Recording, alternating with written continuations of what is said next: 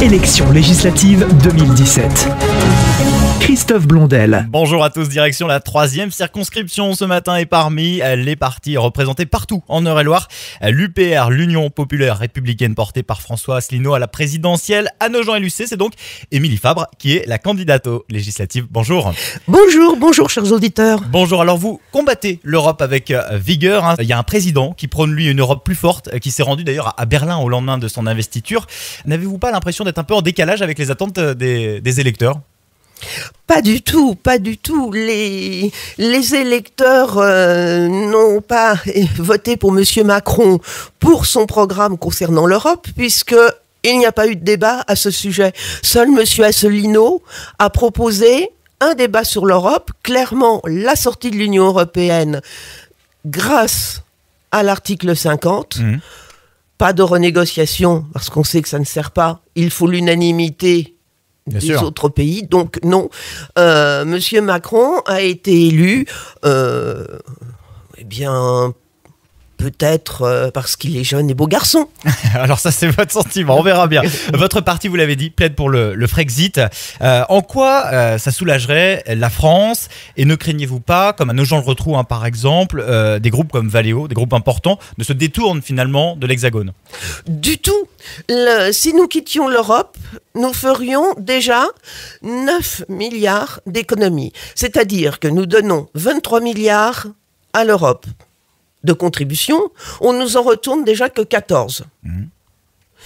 Il y a un différentiel. On contribue, après c'est comme les impôts au niveau des Français. C'est une contribution, mais en vertu, lorsque l'on compare avec les autres pays, notre contribution est énorme, et le manque, ces 9 milliards qui ne sont pas retournés, nous permettrait d'agir dans différents secteurs, soutenir notre agriculture, soutenir nos enseignements. Il y a quantité avec 9 milliards. Vous serez bien d'accord qu'il y a quand même matière à utiliser de l'argent quand même, cet argent. Il y a l'Europe dans vos propositions, il n'y a pas que ça, on ne va pas se réduire à l'Europe. Il y a près de 200 propositions d'ailleurs dans votre programme. Exactement. Parmi lesquelles la reconnaissance du vote blanc, c'est important. Cela aurait-il changé l'élection présidentielle si ça avait été en vigueur dès cette présidentielle? Eh bien, si le vote blanc avait été intégré au système électoral, Monsieur Macron n'aurait pas été élu. Il n'avait pas la majorité des électeurs inscrits. Ça veut dire qu'on n'entend pas tous les citoyens, et c'est aussi dans Absolument. votre programme un des points forts, redonner de la vigueur aux citoyens et l'importance surtout. Absolument, et une voie référendaire locale pour que sur les problèmes, il est absolument inutile que Paris aille s'occuper des problèmes inhérents à Châteaudun. Châteaudun doit retrouver sa souveraineté, organiser des référendums pour les questions de gestion quotidienne. Voilà. Cette circonscription, elle est étonnante. Elle est la ville avec Lucé, le Perche avec Nogent-le-Rotrou. Quels sont les dossiers que vous défendez localement, même si c'est une élection nationale?